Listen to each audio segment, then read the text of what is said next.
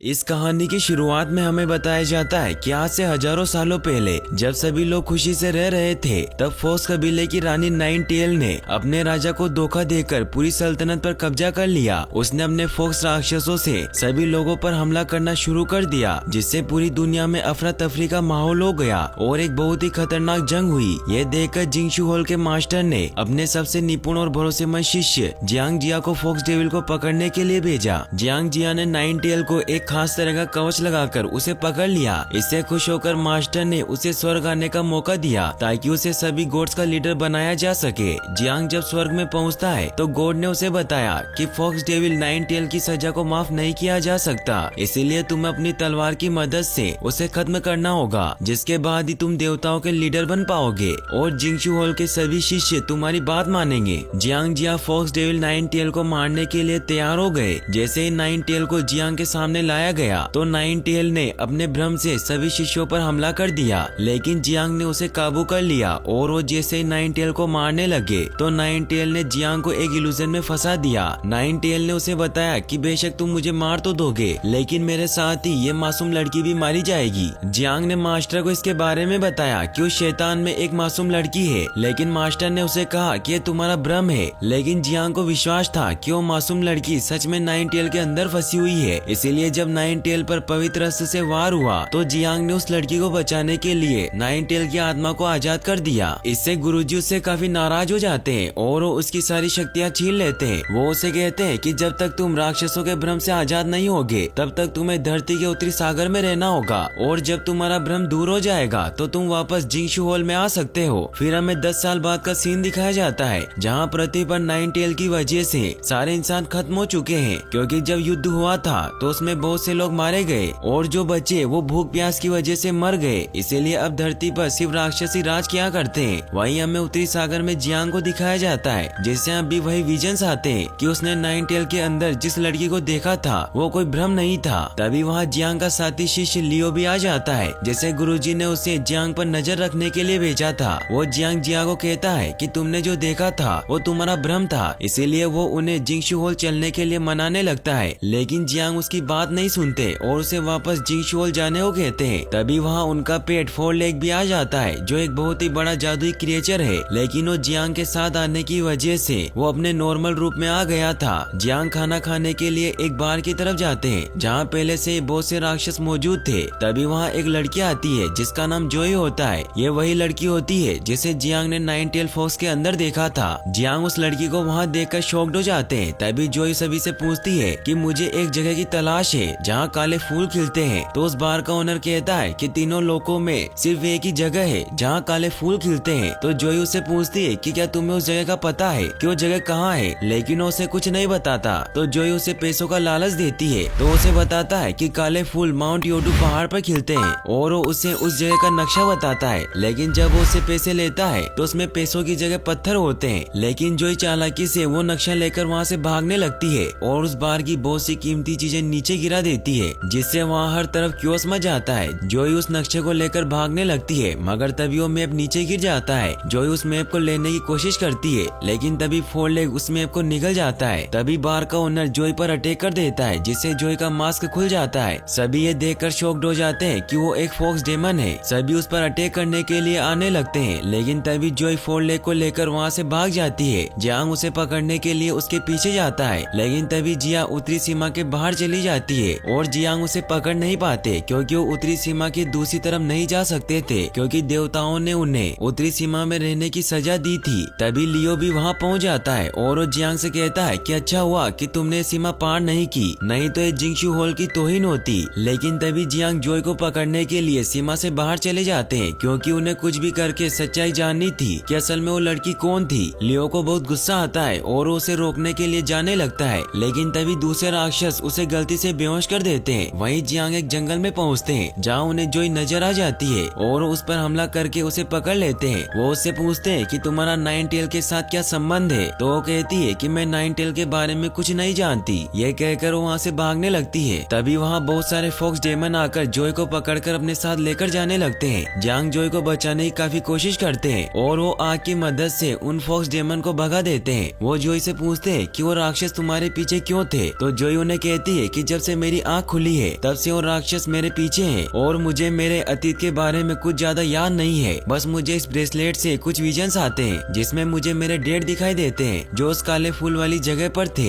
इसीलिए मैं उस जगह पर जा रही हूँ ताकि मैं अपने डेड को ढूंढ सकूँ। तभी फोर लेग जियांग को मैप देता है जिससे वो भी माउंट योडू पहाड़ पर जाने का डिसाइड करते हैं ताकि वो सच्चाई का पता लगा सके कि असल में जोई कौन है। अगले दिन वो सफर पर निकल जाते हैं। जोई जियांग से पूरे रास्ते मैप लेने की कोशिश करती है लेकिन हर बार फोर लेग उसे रोक लेता है। जोई को फोर लेग पर बहुत गुस्सा आता है और उस पर गुर्राने लगती है तो फोर लेग जोई का बैग लेकर वहाँ से भागने लगता है। तभी वो वहाँ एक खंडर जगह पर पहुँचते हैं जहाँ बहुत सारे हड्डियों से बने विंड चेन होते हैं। जियांग जोई को बताते हैं कि ये विंड चेन मरे हुए लोगों की आत्माओं को शांति देते हैं और उन लोगों को दिलासा देते हैं जो जिंदा है। फिर वो दोनों आगे बढ़ जाते हैं। वो एक जगह पर पहुँचते हैं जिसका नाम feel of the under ring होता है जहाँ जियांग देखते हैं कि वहाँ एक आदमी जिंदा होता है जो बहुत ही प्यासा था। वो मदद के लिए चिल्ला रहा था। जियांग उसकी मदद करने लगते हैं। तभी वो जोई को देखकर डर जाता है। उसे लगता है कि वो फॉक्स डेमन है और उस पर अटैक करने लगता है। जोई जियांग से कहती है कि एक लोमड़ी शिकारी है और हर कोई मुझे मारना क्यों चाहता है, इसीलिए उस पर हमला कर देती है। लेकिन जियांग उसे रोक लेते हैं तो जोई मैप लेकर वहाँ से भाग जाती है। वो आदमी प्यास की वजह से मरने लगता है और वो मरते मरते जियांग को कहता है कि माउंट योडू पहाड़ पर फॉक्स डेमन है। वहीं जोई एक ऐसी जगह पर पहुँचती है जहाँ बहुत सारे क्रो होते हैं जो जोई पर हमला कर देते हैं जिससे जोई के हाथ से खून निकलने लगता है। खून की बूंद जैसे ही जमीन पर गिरती है तो वहाँ दबी हुई सारी आत्माएं जागृत हो जाती है और वो एक बड़े से राक्षस का रूप ले लेती है। वो राक्षस जोई पर हमला करने लगता है लेकिन तभी जियांग वहाँ आकर जोई को बचा लेता है। फोर लेग भी उस राक्षस पर अटैक करता है लेकिन वो इससे बेहोश हो जाता है तो जियांग जोई को वहाँ से भागने को कहता है। जोई फोर लेग को लेकर वहाँ से भागने लगती है लेकिन तभी फोर लेग की आँख खुल जाती है और वो जियांग की मदद करने के लिए जाता है। वहीं वो राक्षस जियांग पर भारी पड़ रहा होता है क्योंकि जियांग के पास अब अपनी शक्तियाँ नहीं थी। जोई भी वहाँ पहुंचकर राक्षस पर हमला करने लगती है। तभी उसका बैग नीचे गिर जाता है जिससे आत्माओं की विंड चेन वहाँ लटक जाती है। वो राक्षस विंड चेन की तरफ आकर्षित होने लगते हैं तो जोई उस विंड चेन को नीचे फेंक देती है जिससे वो राक्षस भी नीचे चले जाते हैं। जोई जियांग से पूछती है कि वो आत्माएं कौन थी तो जियांग उसे बताते हैं कि वो उन सिपाहियों की लाशें थी जो युद्ध में मारे गए और उनकी आत्माओं को सही से दफन नहीं किया गया। अब फोर लेग और जोई भी दोस्त बन जाते हैं क्योंकि जोई ने जियांग की मदद की थी। फिर वो दोनों आगे बढ़ जाते हैं जहाँ वो माउंटेन योडू के प्रवेश द्वार पर पहुँचते हैं। जोई को काले फूल नजर आ जाते हैं लेकिन तभी लियो भी वहाँ आ जाता है। वो जियांग को कहता है कि हमें वापस चलना चाहिए क्योंकि हम सीमा से बाहर नहीं आ सकते। तो जियांग उसे कहते हैं कि ये वही लड़की है जिसे मैंने नाइन टेल के अंदर देखा था, इसीलिए जब तक मुझे सच्चाई का पता नहीं चल जाता तब तक मैं वापस नहीं जाऊंगा। तो लियो जोई की गर्दन पकड़ लेता है और उस पर अटैक करने लगता है क्योंकि उसे भी लगता था कि वो एक फॉक्स डेमन है। लेकिन तभी फोर लेग उस पर अटैक करके उसे बचा लेता है जिससे वो दोनों दूर जाकर गिरते हैं। जोई फोर लेग को ढूंढने जाती है तो उसे किसी की आवाज सुनाई देती है। जोई को लगता है कि उसके डेड उसे पुकार रहे हैं, इसीलिए वो उस आवाज की तरफ चली जाती है जहाँ एक पागल आदमी जोई को पकड़ लेता है जिसने बहुत से लोगों को बंदी बना रखा था। तभी वो आदमी जोई के पैर में वो ब्रेसलेट देखता है और वो जोई को कहता है कि एक नियति का ताला है जो दो आत्माओं को एक साथ जंजीर में बांधता है और इस जंजीर में बंधे हुए लोगों में से कोई एक अगर मर जाता है तो दूसरा भी मर जाता है। फिर वो उस जंजीर को एक्टिवेट करने लगता है क्योंकि वो फॉक्स डेमन को खत्म करना चाहता था क्योंकि उसकी वाइफ को भी फॉक्स डेमन ने मार दिया था। उस ब्रेसलेट के एक्टिवेट होने से जिया को बहुत दर्द होता है और वो जोर से चिल्लाने लगती है। उसकी आवाज सुनकर जियांग दौड़ते हुए आते हैं लेकिन वो पागल आदमी जोई को मारने लगता है जिससे जोई में मौजूद नाइन टेल की सोल बाहर आ जाती है और वो जोई को लेकर भागने लगती है। यह देखकर जियांग और लियो भी उसका पीछा करते हैं जिससे वो माउंट योडू पहाड़ पर पहुंच जाते हैं जहां नाइन टेल मौजूद होती है। जियांग और लियो उसे वहां देखकर हैरान होते हैं क्योंकि गॉड ने उसे पवित्र अस्त्र से मार दिया था। तो नाइन टेल जियांग को कहती है कि उन्होंने मुझे मार तो जरूर दिया था लेकिन जब तुमने इस लड़की को बचाने के लिए इसकी सोल को बाहर निकाली तो मैं इस ब्रेसलेट की वजह से जिंदा बच गई और मैं फिर से पुनर्जीवित हो गई। जियांग उस पर हमला करने लगते हैं लेकिन जियांग जिया के पास अब उनकी शक्तियाँ नहीं थी, इसीलिए वो उसके सामने कमजोर पड़ने लगते हैं। लियो भी नाइन टेल पर हमला करता है लेकिन वो भी उसका सामना नहीं कर पाता। तभी नाइन टेल उन्हें बताती है कि जो ये काम लड़की थी लेकिन मैंने इसके शादी वाले दिन इसके शरीर पर कब्जा कर लिया, मगर इस ब्रेसलेट की वजह से मेरी बहुत सी पावर इसके अंदर है, इसीलिए वो उसे अपने अंदर समाने लगती है। तो जियांग और लियो दोनों मिलकर उस पर हमला करने लगते हैं। वो उस चेन को तोड़ने की काफी कोशिश करते हैं ताकि वो जोई को बचा सके लेकिन वो ऐसा नहीं कर पाते और नाइन टेल उन्हें पकड़ लेती है। तभी वहाँ फोर लेग अपनी पूरी पावर से नाइन टेल पर अटैक कर देता है और उसे दूर फेंक देता है। वहाँ वो पागल आदमी आदमी भी मौजूद होता है और वो नहीं चाहता था कि नाइन टेल की पूरी शक्तियाँ उसके पास आ जाएं, इसीलिए उस जंजीर को मंत्र की मदद से फिर से डीएक्टिवेट कर देता है, जिससे फोर लेग जियांग, जोई और लियो को लेकर वहाँ से निकल जाता है। जोई जियांग को कहती है कि तुम सही थे कि माउंट योडू में कोई मेरा इंतजार नहीं कर रहा है। तभी कुछ दूर तक जाने पर फोर लेग कमजोर होकर गिर जाता है क्योंकि नाइन टेल ने उसे इंजर्ड कर दिया था। जियांग उसे बचाने की बहुत कोशिश करते हैं लेकिन उसे नहीं बचा पाते और फोर लेग अपना दम तोड़ देता है। यह देखकर वो सभी बहुत दुखी हो जाते हैं। तभी फोर लेग की आत्मा उन सभी के पास आती है और वो उन सभी से मिलकर चली जाती है। वहीं हमें दिखाया जाता है कि नाइन टेल उस पागल आदमी को भी मार देती है क्योंकि उसकी वजह से जोई और बाकी सब उसके हाथ से निकल गए थे। वहीं अब लियो को भी एहसास हो जाता है कि जियांग ने नाइन टेल में जोई को देखा था, वो कोई भ्रम नहीं था। फिर वो उसे ये भी कहता है कि अगर गॉड ने नाइन टेल को जोई से अटैच किया था तो तुम जब नाइन टेल फॉक्स को मारने वाले थे तब मास्टर ने ऐसा क्यों कहा कि नाइन टेल फॉक्स के अंदर कोई लड़की नहीं है और बस वो एक भ्रम है। तो जियांग उसे कहता है कि इसका जवाब तो मास्टर ही देंगे। इसके बाद जियांग हेवन में जाने के लिए एक मंत्र बोलता है लेकिन उस मंत्र का कोई असर नहीं होता क्योंकि मास्टर उसे वहाँ नहीं आने देना चाहते थे। तो अब लियो जियांग के लिए एक मंत्र बोलता है और उसे मास्टर से कनेक्ट कर देता है। जियांग मास्टर और गॉड से कहता है कि आपने क्यों जोई को नाइन टेल से कनेक्ट किया,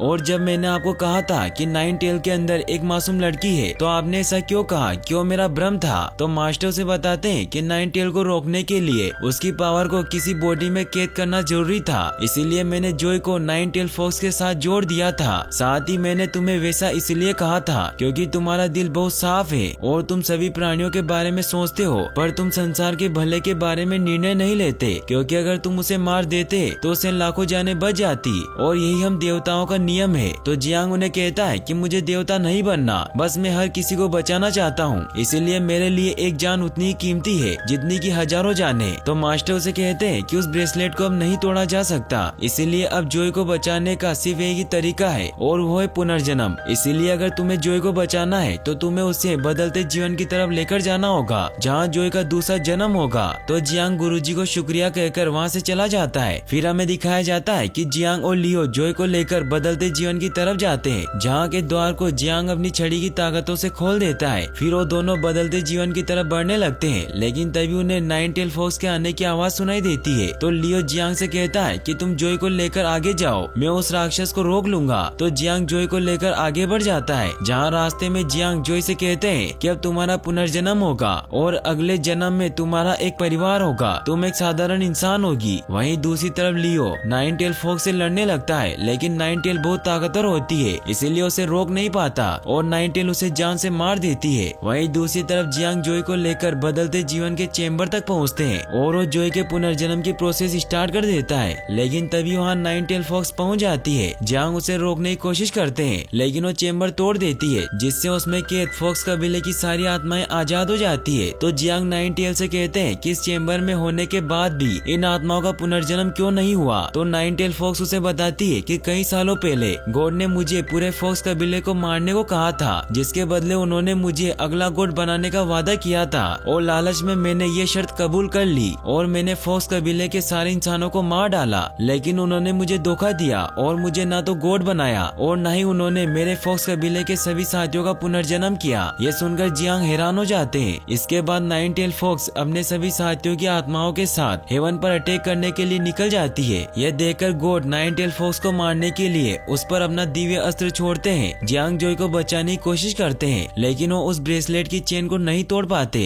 और वो आत्माएं उनके मार्ग में बाधा बनती है, जिससे वो जोई को नहीं बचा पाते और दिव्य अस्त्र की वार की वजह से सभी आत्माओं के साथ साथ जोई भी खत्म हो जाती है। अब नाइन टेल फॉक्स के खत्म होते ही मास्टर अपने वादे के अनुसार जियांग को नया गॉड बना देते हैं, लेकिन जियांग को ये सब अच्छा नहीं लगता कि एक ऐसा न्याय है जहाँ किसी मासूम की जान ले ली जाती है और किसी को सुधरने के लिए दूसरा मौका भी नहीं दिया जाता। फिर जियांग जब अपनी पोजीशन संभालने के लिए जिंगशू हॉल की तरफ जाते हैं, जहाँ पिछले गॉड के अधिकारी जियांग को हेवन में आने से पहले उसे सर झुकाने को कहते हैं, लेकिन जियांग ऐसा नहीं करते क्योंकि वो ऐसे गॉड के आगे सर नहीं झुका सकते थे जिन्होंने अन्याय किया हो। फिर जियांग सभी आत्माओं को न्याय दिलाने के लिए अपनी गॉड की पावर से जिंगशू हॉल को ही तबाह कर देते हैं, जिससे पिछले गॉड मास्टर के साथ साथ उनके अधिकारी भी हेवन प्रिजन में कैद हो जाते हैं। फिर वहाँ कैद सारी आत्माएं आजाद हो जाती है और वो फिर से पुनर्जन्म ले लेती है। फिर हमें दिखाया जाता है कि अब धरती पर सभी आत्माओं ने पुनर्जन्म ले लिया था, जिससे धरती वापस हरी भरी और खुशहाल हो गई थी। और साथ ही हम जोई, फोरलेग और लियो को भी देख पाते हैं जिनका पुनर्जन्म हो गया था। और अब लियो जोई का अपनी बेटी की तरह ख्याल रखने लगता है और ये मूवी यहीं पर एंड हो जाती है। और गाइस अगर आप ऐसी और वीडियोस देखना चाहते हैं तो डिस्क्रिप्शन में दी गई लिंक पर क्लिक करके वॉच कर सकते हैं। और वीडियो को लाइक और चैनल को सब्सक्राइब करने के लिए आपका तहे दिल से शुक्रिया। Thanks for watching.